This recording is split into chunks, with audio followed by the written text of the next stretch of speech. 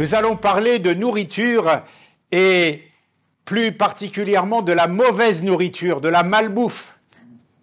Et le titre du message que je voudrais partager avec vous ce matin, c'est « Éviter la malbouffe spirituelle ». Éviter la malbouffe spirituelle. La nourriture est un problème majeur quand il n'est pas bien réglé. La nourriture, c'est compliqué. La nourriture peut déclencher des maladies si on ne se nourrit pas sainement.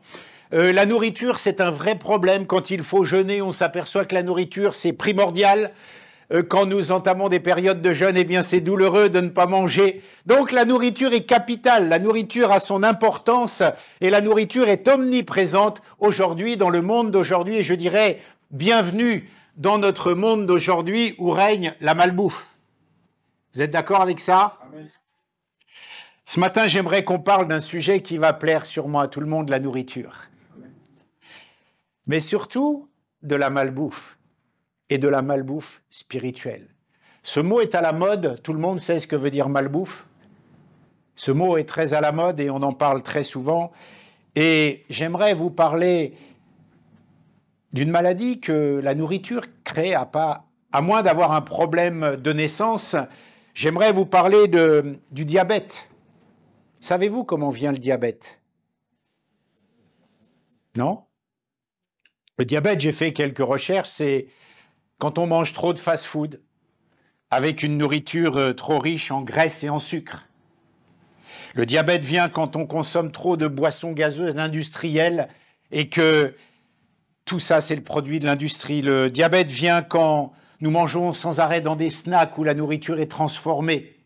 Le diabète vient quand les plats cuisinés sont remplis de conservateurs, d'additifs. Ça, c'est la malbouffe. Et quand on se nourrit totalement de ça, eh bien, le diabète arrive.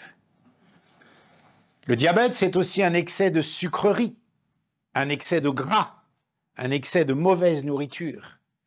Et savez-vous ce qu'est le diabète spirituel? Non. Non? Eh bien, on va en parler ce matin. Le diabète spirituel, c'est quand on mange trop de sucreries. Trop de sucreries spirituelles. Vous allez cheminer avec moi. Le diabète spirituel, c'est comme pour le diabète. Quand on se nourrit mal, quand on ne prend pas ce qui est important et réel dans la parole de Dieu, et qu'on ne veut que les sucreries de la parole de Dieu, eh bien, on devient diabétique spirituellement. Et c'est ce que nous allons voir ce matin. Et Paul disait déjà cela à Timothée, dans la deuxième épître de Timothée, au chapitre 4 et au verset 3. Paul disait à Timothée la chose suivante. « Tu sais, Paul, tu sais, Timothée, un temps viendra où les hommes se détourneront de l'enseignement authentique et chercheront des maîtres qui leur caressent agréablement les oreilles. » Autrement dit, Paul est en train de dire à Timothée, tu sais Timothée, il y aura un moment où les gens ne voudront que des sucreries spirituelles. Ils ne voudront entendre de la parole de Dieu que ce qui est sucré, ce qui est doux, ce qui donne un plaisir immédiat, ce qui est bon, ce qui ne prend pas trop la tête, ce qui est simple à faire, quelque chose qui ne nous défie pas, quelque chose qui ne nous engage pas, des petites sucreries spirituelles. Et viendra un temps où la nourriture spirituelle, eh bien, les gens ne voudront que ce qui vient caresser les oreilles et les papilles. Et c'est comme ça, en cherchant que des nourritures sucrées spirituellement, qu'on devient diabétique. Parce que nous sommes nourris qu'au sucre. Vous savez, le sucre, c'est bon, c'est un plaisir immédiat. Quand on a une petite angoisse, un peu de sucre et ça vient calmer tout de suite l'émotion, ça vient faire du bien. Donc un message dur, on n'en veut pas. Ce qu'on veut, c'est une petite gâterie spirituelle, un petit verset qui nous fait du bien, un petit verset qui nous motive bien, et tout ce qui est bien dans la parole, et tout ce qui est salé, tout ce qui est amer, tout ce qui est acide, on l'enlève. Que du sucré. Et là, on devient diabétique, spirituellement. Parce qu'on ne veut se nourrir que du sucre. Et c'est ce qui se produit dans le monde aujourd'hui. Parce que, vous voyez, le monde essaie d'édulcorer la parole de Dieu, n'en veut carrément plus même, et essaie d'influencer, en fait, par sa morale, par son impact, par son poids, les choses du monde viennent et on défie les choses religieuses par des valeurs contraires. Dieu a dit une chose, et bien la société, le monde vient édulcorer tout ça en parlant, en mettant en avant le sexe, en mettant en avant la drogue, en mettant en avant le plaisir, que du sucré, du plaisir immédiat. On vient défier la parole de Dieu. On marginalise la Bible dans notre société. On ne veut plus entendre ces choses-là, que du sucré. Des choses qui nous font du bien, des choses qui nous promettent un bel avenir, une belle carrière. On marginalise la parole de Dieu.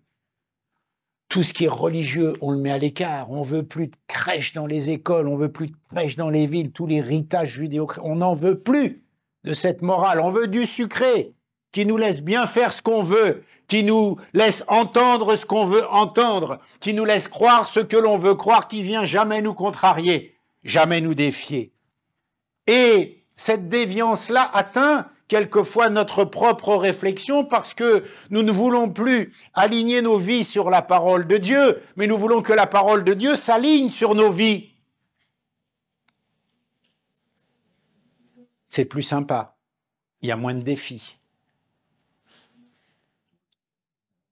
Et j'aimerais vous dire ce matin que tous les enseignements de seconde main bibliques, tout ce qu'on nous dit comme ça, tous ces enseignements bibliques sucrés de seconde main, c'est exactement comme des aliments transformés, mais pour notre esprit. Ils sont riches en conservateurs, ils sont riches en ingrédients artificiels, et ils viennent vous donner du diabète spirituel.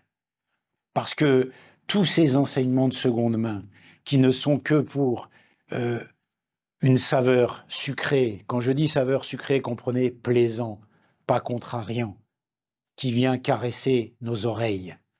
Ça, c'est intéressant. Mais c'est comme si on se nourrissait que de choses qui sont construites en additifs, en adjuvants, les choses superficielles. C'est comme certains aliments, pour qu'ils soient plus gonflés, on leur injecte de l'eau, pour que ça soit plus volumineux. C'est un peu ça quand on ne prend que l'aspect de la parole de Dieu qui est intéressant pour notre plaisir immédiat. Dieu t'aime tellement. Dieu veut tellement te donner tout. J'en veux, j'en veux. Et attention, dans un monde en perpétuel mouvement comme le nôtre, où tout est en train de changer, où tout est en train de basculer, et on cherche constamment à influencer les enseignements de Dieu, à les contrarier. Il est important de se rappeler ce que dit Paul à Timothée. Un temps viendra, Timothée. Un temps viendra, et il est déjà là, où on ne va vouloir entendre que du sucré. On ne va vouloir entendre que ce qui caresse nos oreilles, que ce qui nous fait du bien, que ce qui nous plaît, que ce qui nous motive, que ce qui nous challenge, que ce qui nous envoie, propulse, tous les termes que l'on veut, tout ce qui nous fait du bien. Ah, ce matin, la prédication était extraordinaire. Le Seigneur a dit qu'il nous aimait, qu'on était tous gentils, qu'il nous aimait beaucoup. Amen. C'est du sucré. Mais tu sais que le message de l'Évangile, c'est l'amour de Jésus-Christ, mais c'est aussi le jugement de Dieu. C'est ça le message de l'Évangile. Il y a les deux. Dieu nous aime et il nous le prouve en Jésus-Christ. Amen. Ça, c'est sucré. Maintenant, on va donner un peu d'amer. Dans le message de l'Évangile, il y a aussi le jugement de Dieu. Et c'est pour éviter ce jugement qu'il nous aime. Sucré, salé. Dans l'Ancien Testament, on voit déjà cette envie de douceur, cette envie de contrarier un peu la loi que Dieu donne, cette envie d'avoir quelque chose, des versets, des moments de la parole de Dieu un peu plus savoureux. On voit ça par exemple dans cette guerre, je dirais cette guerre nourriture saine de la parole de Dieu versus malbouffe spirituelle, elle avait déjà commencé dans l'Ancien Testament. Parce qu'on voulait déjà édulcorer ce que dit Dieu. On voulait déjà ne pas consommer que les choses intégralement comme Dieu les disait. On veut, par exemple, dès le début, quand Moïse donne la loi au peuple, dans la parole de Dieu, nous voyons déjà le peuple se rebeller contre le Seigneur et contre ses directives. Déjà, Dieu dit quelque chose, la parole dit quelque chose, mais on veut un peu plus sucré. Quelque chose qui soit moins dur, moins droit, moins intègre, qui nous fasse un peu plus de bien. C'est comme ça que le goût sucré de la rébellion arrive à Corée. Parce que qu'est-ce qui se passe à Corée? L'homme de Dieu donne les conseils de Dieu. L'homme de Dieu donne ce que Dieu a dit. Et il y a des gens dans les tribus qui commencent à dire, à discuter. Il n'y a pas que toi. Il y en a d'autres, il y a nous. Tu n'es pas le seul dépositaire. On veut un peu plus de sucré, et nous, intègre-nous là-dedans, on ne va pas faire que t'écouter. On veut notre part à nous, on veut pouvoir dire quelque chose. On veut que ce soit plus démocratique. Alors cherchons des versets qui vont dans ce sens-là. Il n'y en a pas parce que Dieu a dit ça. Mais déjà, on a envie de consommer plus doux. Une bonne tablette de chocolat, là, ça va faire du bien. Ça donne des sucres rapides, ça donne un peu d'énergie, et on accepte mieux la chose. Mais non.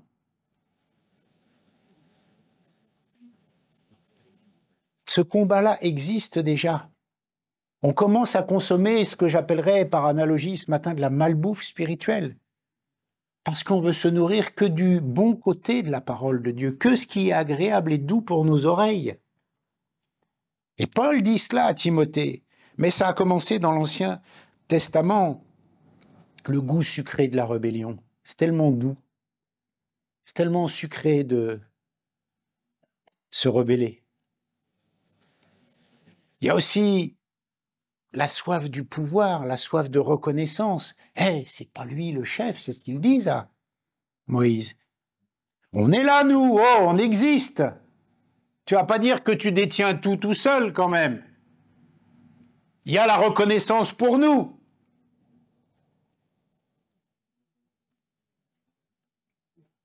On veut un raccourci. C'est comme quand tu es petit, tu as faim.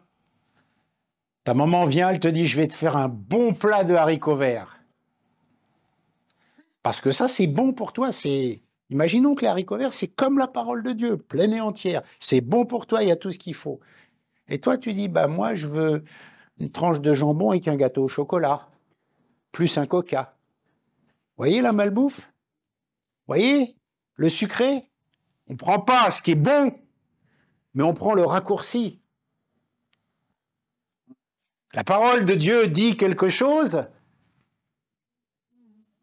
on va chercher quelque chose de plus soft et de plus doux et de se nourrir que de ça. C'est ce qui fait qu'aujourd'hui, nous voyons tellement de gens courir dans toutes les assemblées pour entendre ce qui est doux, pour entendre ce qui est sucré.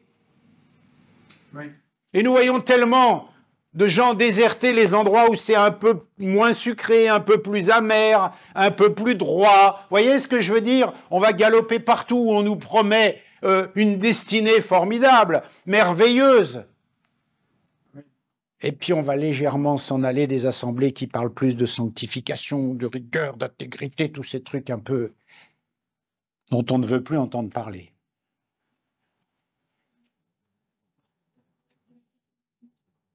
Et Paul dit cela à Timothée, attention, dans les derniers temps, ça va augmenter. Mais ça existait déjà dans l'Ancien Testament, dans l'Ancien temps. Vous savez aussi, il y a... Pourquoi on veut un peu plus sucré? Parce que quelquefois, face à l'enseignement qui semble, vous savez, un peu ennuyeux, un peu répétitif, t'entends un message, t'entends la parole de Dieu, tu étudies, il faut chercher, il faut se creuser la tête, on n'a pas réfléchi pour nous, on nous amène pas le raccourci, c'est un peu ennuyeux, c'est tout le temps pareil, je veux un peu plus de sucre rapide. Ça me donne un peu la patate, quoi, le message. Alors on prend quelque chose de plus sucré. Parce qu'on trouve que l'enseignement est trop ennuyeux, trop traditionnel, parce qu'il brosse toutes les facettes de ce que Dieu dit. Il y a du sympa, il y a du moins sympa, il y a du dur, il y a du souple, c'est la parole de Dieu, dans son intégrité. Mais comme on veut quelque chose, on est un peu gourmand. Donc on veut satisfaire notre gourmandise dans la malbouffe. C'est comme ça que vient la malbouffe, parce qu'on est gourmand. Parce qu'il y a de la convoitise sur les aliments. Dans l'Ancien Testament, qu'est-ce qui se passe dans Josué chapitre 7, la défaite d'Aï? Tu as dit, tu prends pas la chose. Ah, je l'ai un peu convoitée, je l'ai prise. Et ça met tout le camp en déroute. Un peu de convoitise, mais quand même.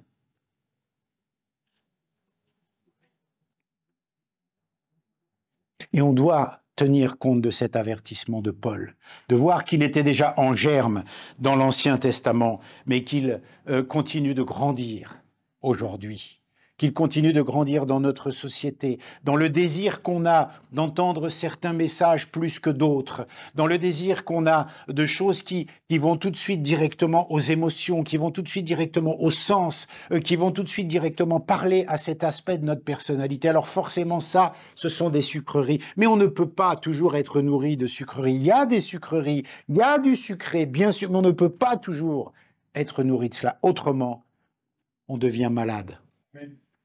Et on pratique la malbouffe spirituelle.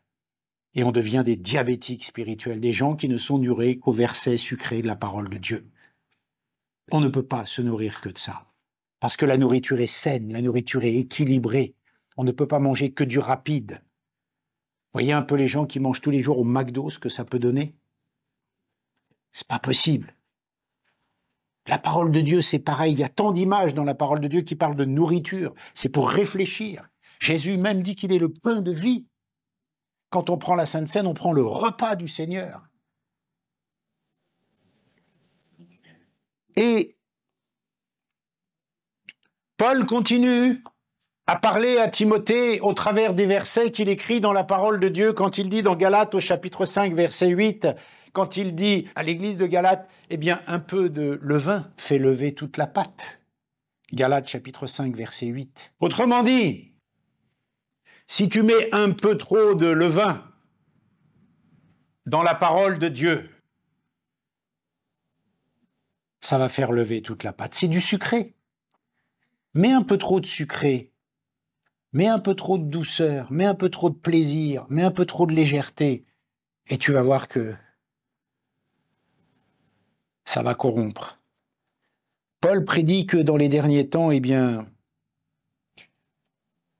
il y aura une grande négligence de la parole de Dieu. Une grande négligence. Et nous voyons que Dieu ne réagit pas forcément pareil que dans l'Ancien Testament. Vous voyez, dans le cas de Haï, la défaite, c'est tout le camp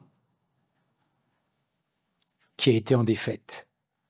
Corée, ça avait un impact sur tout le camp. Mais Dieu ne réagit pas tout le temps pareil. Dans le Nouveau Testament, on a Ananias et Saphira, qui eux, c'est que eux qui auront la réponse de Dieu par rapport à ce qui n'était pas fait, par rapport à ce que Dieu avait dit. Mais que ce soit dans ce cas-là, comme dans l'Ancien Testament ou dans le Nouveau Testament, Dieu veut toujours la même chose. Il veut que le péché soit ôté. Il veut que le sucré qui vient corrompre ce qui est fait, ce qui est dit, s'en aille. Il veut que le petit rajout pour le plaisir, pour la satisfaction immédiate, pour la convoitise, pour la rébellion, pour le plaisir des yeux, pour la gourmandise, il veut que ça disparaisse. La rébellion, c'était Corée. La gourmandise, la convoitise, c'était Haï. Mais Saphira et Ananias, c'était autre chose. Le mensonge, une autre forme de convoitise. Ils ont gardé un peu de leur champ, un peu de plaisir. Et Paul enseigne, c'est ça le cœur de ce dont on doit se souvenir, c'est que Paul enseigne que l'obéissance, c'est la garantie essentielle pour que nos vies soient en sécurité, mais aussi l'Assemblée. L'Assemblée, quand il dit cela, vous pouvez prendre les références de 1 Corinthiens chapitre 5, versets 1 à 5, 2 Corinthiens chapitre 11, verset 4, 2 Corinthiens chapitre 13, versets 2 et 3. Paul dit que malgré tout, même si Dieu ne procède pas exactement comme dans l'Ancien Testament, ça peut mettre en péril l'Assemblée aussi. Ça peut mettre en péril l'Assemblée. Et c'est cette exhortation de la part de Paul qui retentit ce matin à nos oreilles dans les derniers temps, on aura cette démangeaison, et on le voit, d'entendre des choses qui sont agréables, d'aller chercher l'aspect sucré du message de l'Évangile, mais que ça. D'aller chercher ce qui va procurer un plaisir immédiat plutôt que ce qui va nous défier, par exemple, ou ce qui va nous obliger à changer. Ça, on aime moins. Mais que ce soit dans l'Ancien Testament, que ce soit dans le Nouveau Testament, le principe reste le même. Dieu demande toujours d'enlever le péché. Dieu demande toujours d'obéir à sa parole de façon intégrale. Il y a des versets qui sont encourageants, il y a des versets qui sont motivants, il y a des versets qui nous reprennent, il y a des versets qui nous corrigent, et le tout fait la parole de Dieu. On ne peut pas se nourrir que d'un pan de la parole de Dieu. On ne peut pas être rigoureux, légaliste, sévère, brutal, non. Mais on ne peut pas dire que amen aux bonnes choses, et ne pas voir les choses que Dieu demande de faire. On ne peut pas. Or, cette société-là qui se nourrit mal aussi spirituellement. Voilà pourquoi j'ai donné ce titre de malbouffe spirituelle. Voilà pourquoi je parle de diabétique spirituel, parce que nous allons, si nous ne faisons pas attention, nous allons prendre goût à nous nourrir que du côté sucré de la parole de Dieu. Et il y aura une déformation en nous. Malgré la grâce, parce qu'on entend beaucoup parler de notion de grâce, malgré la grâce, le principe de l'obéissance reste toujours le même. À Josué, quand Josué a prié, il lui a dit « ôte le péché du milieu du camp ». Dieu voudra toujours que ce qui ne lui plaît pas, ce qu'il ne veut pas, ce qu'il appelle péché, soit ôté du milieu du camp. Josué prie, mais qu'est-ce qui se passe? Pourquoi on a perdu? Ôte le péché au milieu du camp. La réponse, c'est celle-là. Le Nouveau Testament, ôtez le péché du milieu de vos vies. C'est la même chose. Alors, quelques exemples de comment on peut chercher les sucreries spirituelles. Comment on peut chercher, toujours la même chose en prenant des raccourcis. Et comment ça va nous créer un problème? Matthieu nous prévient dans Matthieu chapitre 7, versets 13 à 14. Entrez par la porte étroite, car large est la porte et spacieux est le chemin qui mène à la perdition. Il y en a beaucoup qui y entrent, mais étroit est le chemin qui mène à la vie. Il y en a peu qui le trouvent. L'argument, c'est quoi? C'est quoi l'argument là? C'est de dire que prendre le chemin facile peut mener à la destruction. Ne prendre que les gâteries, les sucreries, ça ne va pas marcher. Ce sont des raccourcis, si on ne prend que ça. Et ça peut mener à la destruction. Chercher des raccourcis spirituels, ce que j'ai appelé les sucreries, ça mènera toujours à la même chose, à des problèmes. À des problèmes. Il n'y a pas de raccourci.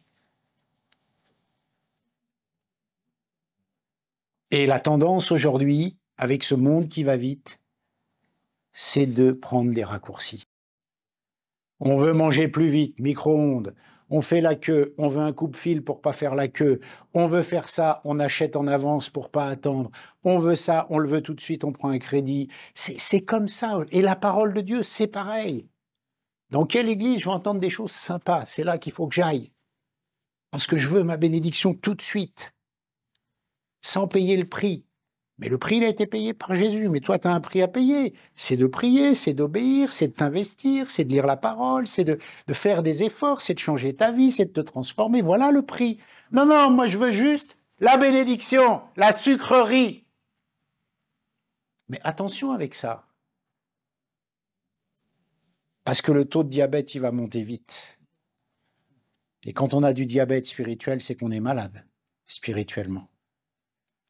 On a le passage de 1 Pierre chapitre 5 verset 8 qui nous dit « Soyez sobres, veillez, votre adversaire le diable, comme un lion rugissant, rôde autour de vous, cherchant qui il va dévorer. » L'argument, c'est que Satan est toujours en train de rôder autour de nous pour nous montrer qu'il y a un raccourci, quelque chose de plus sucré qui va nous permettre d'aller plus vite au but et de nous éloigner de Dieu. Il nous incite au choix facile. Jésus est en train de jeûner dans les... Mais mange non, tu peux créer du pain toi-même. Pourquoi tu jeûnes? Vous voyez le petit raccourci. Ou tu es dans la vie de tous les jours et je ne sais pas ce qu'on pourrait prendre comme exemple, mais il y a plein de raccourcis qui font que quelquefois on peut prendre la voie plus rapide, mais ô combien tordue. Pour gagner 1000 ou 2000 euros de plus, quelquefois c'est très rapide de prendre un raccourci. Je n'entre pas dans les détails. Et quelquefois, pour 2000 euros, il faut travailler tout un mois. Ça, c'est pas un raccourci. Et quelquefois, il y a juste à faire quelque chose pour les avoir tout de suite. Ça, c'est un raccourci. Par exemple. Et le diable rôde comme un lion rugissant, nous dit « Hey, ça c'est bon, c'est sucré. Tu peux y aller. » Chercher les raccourcis sera toujours un problème. Chercher le facile sera toujours un problème. Et chercher les sucreries, c'est chercher les raccourcis. Et on ne peut pas faire que ça. Bien sûr que quand on n'est pas bien, on a besoin que Dieu nous réconforte. Bien sûr que quand on n'est pas bien, on a besoin de l'amour de Dieu, on a besoin d'entendre que Dieu nous aime, que Jésus est mort pour nous à la croix parce qu'il nous a aimés. Bien sûr qu'on a besoin d'une parole réconfortante. Bien sûr qu'on a besoin d'entendre des choses qui sont aussi sucrées. Évidemment. Mais si on ne fait que ça et si on ne cherche que ça, on exclut totalement l'intégralité de la parole de Dieu. Et on deviendra déformé d'un côté. Trop de sucre. Et on sera malade. Et les gens nous verront en disant « Toi, tu fais de la malbouffe spirituelle, ça se voit. Hein. Tu es obèse spirituellement. Ça se voit que tu as du diabète spirituel. Comment ça, tu vois ça? Tu fais que de chercher dans la parole de Dieu tous les versets sympas. Tu fais que d'aller dans les assemblées où on dit que tu es gentil, beau, fort et grand. Puis tu n'aimes pas tous les aspects de la parole de Dieu qui sont un peu plus... qui t'engagent un peu plus à changer, qui t'engagent un peu plus à arrêter ce qu'il faut arrêter, qui t'engagent un peu plus à changer d'attitude, qui t'engagent un peu plus à ça, ça, ça. C'est comme ça que je le vois en te regardant.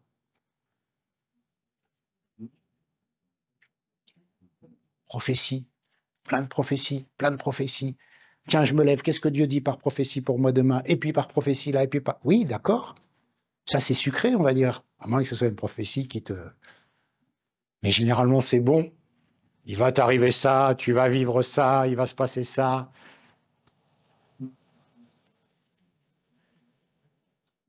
Par contre, si quelqu'un vient te voir et dit « Dieu m'a dit, mon frère, que... » Je ne dis pas, hein, c'est un exemple. Mon frère, ma sœur, que tu dois vraiment changer. Hein,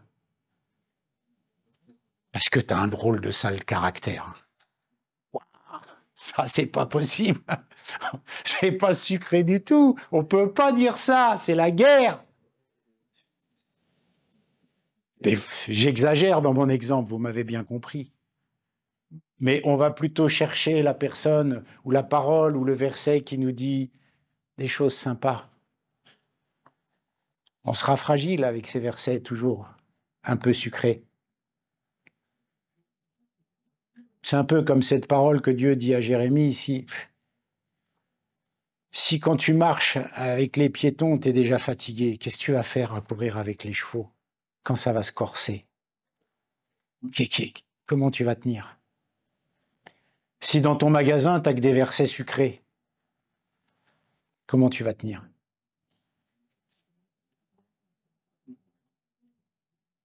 Si face à l'adversité, on en parlera dimanche prochain, tu ne tiens pas. Je vous donne juste une petite parenthèse. Vous savez que le principe dans le vol, dans la montgolfière, par exemple, eh bien, ils se mettent face au vent pour monter. Les oiseaux, quand ils volent dans le sens du vent, c'est tranquille. Quand ils volent face au vent, ils montent. Quand le vent souffle fort dans nos vies, est-ce qu'on aime bien être fluide ou alors faire face au vent pour monter d'un étage? Et c'est pas avec des versets sucrés qu'on va monter d'un étage. C'est avec l'intégralité de la parole de Dieu. C'est avec le sucré, le salé, la mer, le moins, tout ce que vous voulez, tous les goûts, toutes les saveurs de la parole de Dieu. Mais certainement pas en ne ciblant qu'une sorte de saveur. Ça ne sera pas possible. Alors je vous disais que ce soit dans l'Ancien ou dans le Nouveau, Dieu fait toujours la même recommandation à son peuple et il attend que son peuple le suive ses commandements il veut toujours que le péché soit ôté, quel que soit le testament, l'Ancien ou le Nouveau. Il dit à Josué, je vous l'ai dit, versets 10 et 12, cesse de prier. Cesse de prier. Occupe-toi du péché qui a été commis dans le camp. Paul encourage les Corinthiens, vous voyez, Ancien Testament, Nouveau Testament, Paul encourage les Corinthiens de la même façon. Purifiez-vous donc du vieux levain, afin d'être une pâte nouvelle, puisque vous êtes sans levain. En effet, Christ, notre agneau pascal, a été sacrifié pour nous. Paul souligne l'importance, et il le dit à Timothée, mais c'est à nous que cela est dit. De prendre la parole de Dieu, bien évidemment, au sérieux, mais dans sa totalité, et de ne pas la négliger. Et Paul dit encore à Timothée, Timothée, tu sais, dans les derniers temps, ça va être terrible. Tu pourras plus dire un truc, Timothée, sur Dieu. Tu te feras... Soit tu dis un truc, ah, t'es beau, t'es gentil, t'es formidable, là, ça ira pas de problème. Mais Timothée, si tu dis autre chose, ça passera pas. Parce que les gens voudront entendre ce qui caresse leurs oreilles. Je vous assure qu'on est en train de le vivre.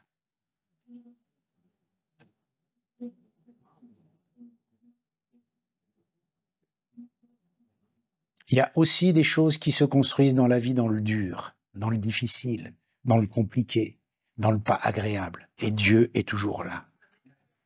Et Dieu donne des sucreries, mais les siennes, dans ces moments-là, oui. On doit avoir une alimentation équilibrée pour vivre en bonne santé. C'est la même chose avec la parole de Dieu. On doit être équilibré dans la parole de Dieu. On doit être équilibré dans la réflexion sur la parole de Dieu.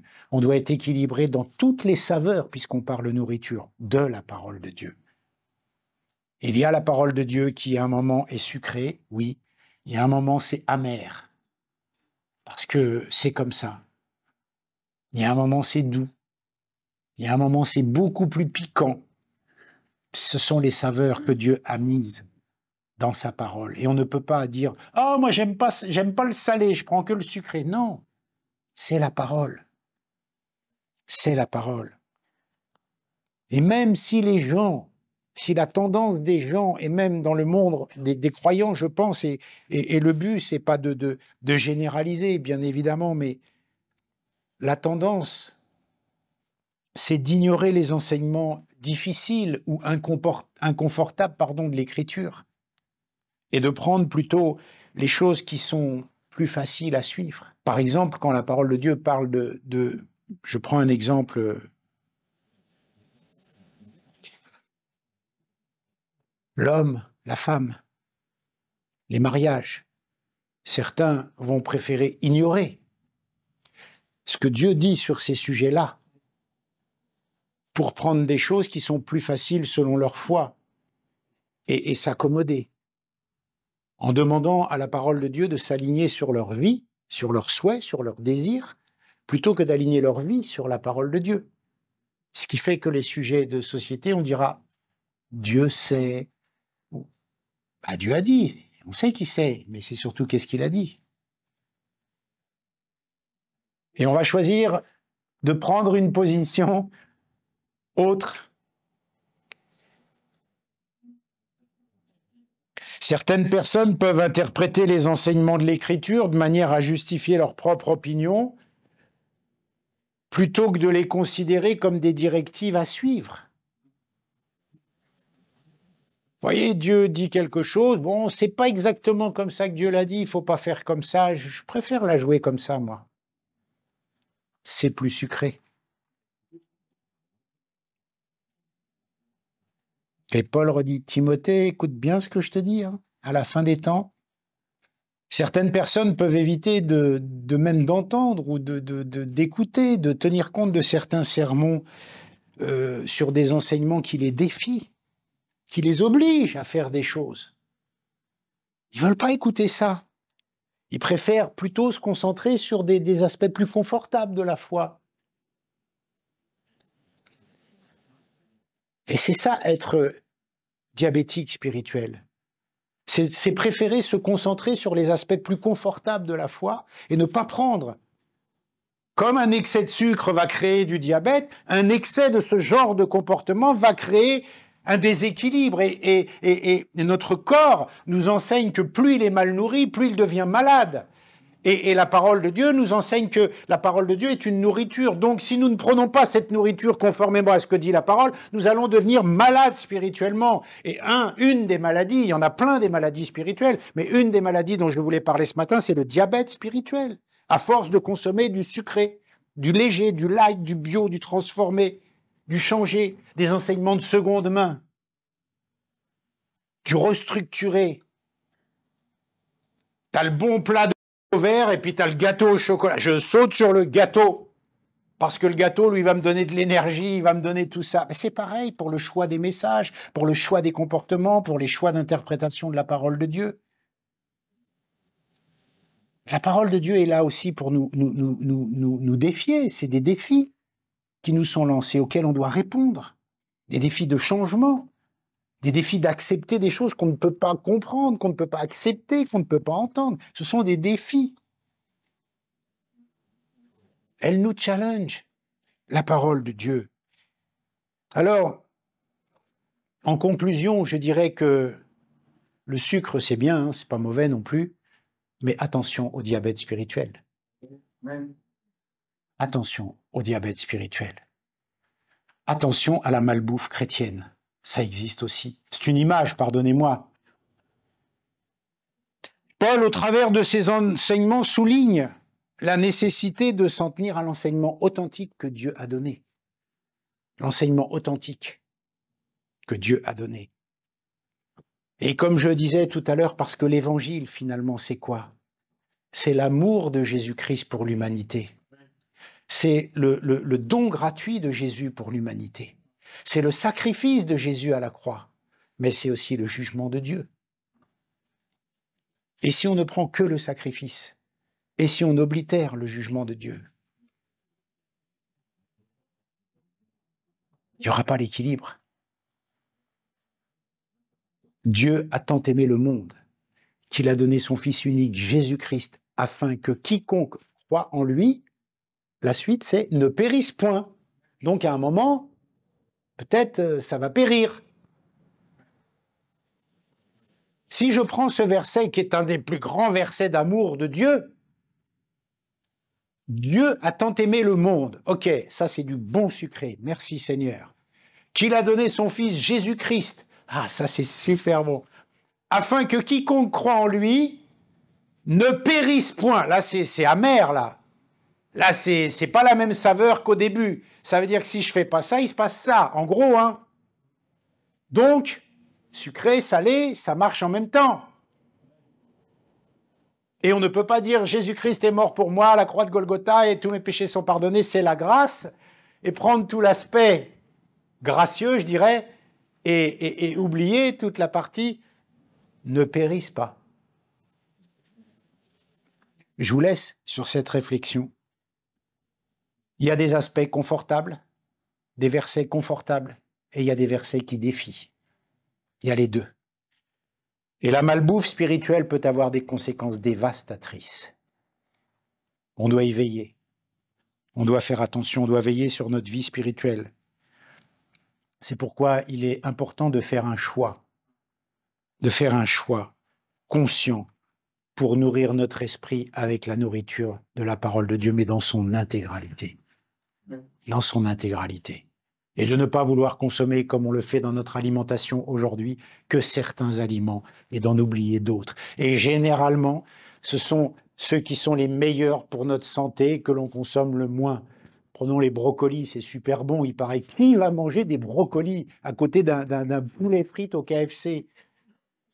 Tu mets 10 personnes, il y en a 9 qui vont au KFC et 1 qui va sur les brocolis. Pourtant, le brocoli, il veut du bien à ta santé. Il veut du bien à ta santé. Mais tu ne le manges pas, le brocoli.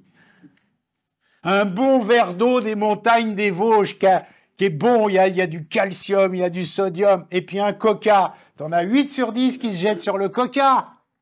Plaisir immédiat. Merci, Seigneur. Il faut qu'on fasse attention. parce que c'est riche en enseignements, la nourriture. Et Jésus lui-même dit qu'il est le pain, donc on doit réfléchir en sens de nourriture. Et comme on mange mal, eh ben on va mal manger la parole de Dieu aussi.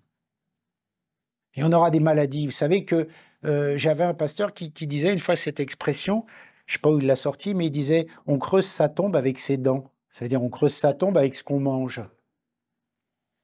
Mais c'est vrai en fait, si tu manges mal, tu vas mourir plus vite. Tu vas attraper plein de maladies. Alors il y a les maladies génétiques, il y a tout ça, ok. Mais généralement la nourriture est une grosse cause de soucis de santé. Pareil spirituellement. Pareil. Si on mange mal la parole de Dieu, on aura des gros soucis spirituels, des déséquilibres. Alors, commençons ou continuons de mettre en action cette réflexion sur la parole de Dieu dans son intégralité. Ne pas nous jeter sur certains pans de la parole et en oublier d'autres. Comme pour un bon plat, on va vite sauter sur le dessert et on va peut-être zapper les légumes. Mais non, c'est un tout. C'est un tout. Et je crois que ce matin, le conseil de Paul retentit encore, puisque la parole, elle est efficace d'éternité en éternité. Et Paul dit, attention, dans les derniers temps, les gens voudront entendre que ce qui est agréable à leurs oreilles. On pourra dire aux gens que Dieu les aime, que Dieu les aime et que c'est pas de leur faute tout ce qui leur est arrivé parce que c'est le diable qui est venu dans leur vie et qui a fait tout ça. Ça passera. Mais dans notre société aujourd'hui, tu commences à dire des mots comme péché, tu commences à dire des mots comme ça et boum, la sanction tombe parce qu'on ne veut que le sucré. Et dans nos rassemblements, faisons attention de ne pas avoir ce biais qui fait qu'on a envie de consommer que cette partie de la parole de Dieu, et non pas toute la parole de Dieu. Seigneur, nous te bénissons, nous te rendons grâce, parce que ta parole déclare que tu es le pain de vie. Et Seigneur, au travers de cette illustration de la nourriture dont tu parles, et la nourriture est importante dans ta parole, eh bien tu nous enseignes que dans notre société actuelle, dans notre monde, bien des maladies viennent avec la nourriture, parce que nous la consommons mal. Mais Seigneur, tu nous dis que certaines maladies, par image, peuvent aussi devenir spirituelles si l'on ne consomme pas ta parole de la bonne façon. Seigneur, nous te prions pour que ce mot de ce siècle, cette malbouffe qui règne dans cette société, puisse ne pas devenir notre cas dans l'étude de la parole de Dieu. Seigneur, nous te prions que ce matin, tu nous aides à consommer l'intégralité de ta parole, à réfléchir dans l'intégralité de ta parole, de considérer ton amour, et c'est ce qui a changé nos vies, et c'est la confession de notre foi, mais aussi de considérer qu'il y aura le jugement de Dieu, que c'est un tout, tu nous l'as annoncé, tu nous l'as prédit, et c'est pour nous sauver de cela que Jésus-Christ est venu. Alors Seigneur, nous te rendons grâce de nous éclairer, nous te rendons grâce de nous guider, et tu as envoyé le Saint-Esprit pour qu'il nous conduise dans toute la vérité. Tu as envoyé le Saint-Esprit pour qu'il nous aide à cheminer dans ces réflexions, dans ces difficultés. Et nous te rendons grâce ce matin. Parce que, Seigneur, nous ne voulons pas faire comme ces Galates auxquels Paul s'adresse. Vous couriez si bien. Vous aviez si bien commencé. Qu'est-ce qui vous est arrivé? Attention, un peu de levain fait lever toute la pâte. Seigneur, nous te prions que ces vérités retentissent dans nos choix, que ces vérités retentissent dans nos vies, que ces vérités retentissent dans nos rassemblements, dans nos prédications, que ces vérités retentissent dans nos discussions. Nous te prions pour tout cela. Et nous te disons merci, Seigneur, parce que nous ne sommes pas plus que les autres. Mais nous te supplions de nous préserver de tout cela. Dans le nom de Jésus-Christ. Amen. Amen.